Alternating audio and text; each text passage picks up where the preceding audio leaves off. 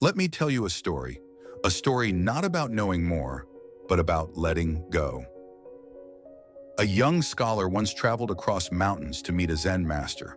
He was proud, well-read, well-spoken, and overflowing with ideas. He sat down and said, "Master, I've studied all the ancient texts. I've read every teaching.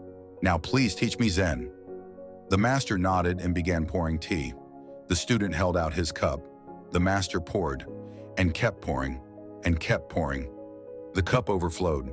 The student shouted, "Why stop? The cup is full, it can't hold more." The master smiled, "Exactly. Like this cup, your mind is full of opinions, knowledge, and conclusions. How can I show you Zen unless you first empty your cup?" That moment changed everything. You see, we live in a world of constant noise.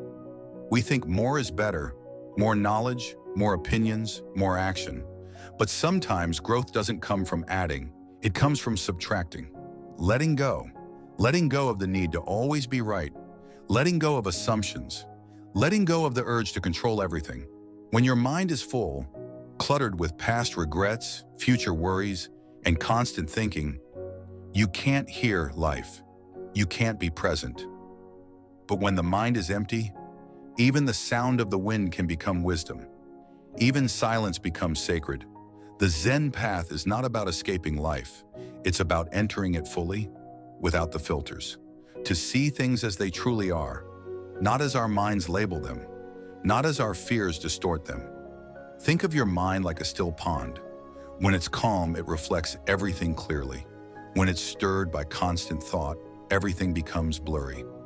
So how do we empty the mind? Not by force, not by rejecting thoughts, but by gently observing them without attachment, by sitting with yourself, by breathing, by listening.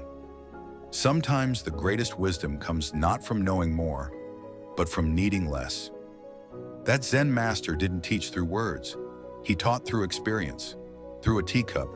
And maybe today, that's all we need too. So I ask you, what are you holding on to? What fills your cup so much that there's no room left for peace? Empty it. Let go of the rush.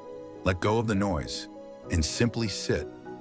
The answers are not always in the books. Sometimes, they're in the silence between the pages. If this story brought you a moment of peace or reflection, consider subscribing for more mindful stories and timeless wisdom.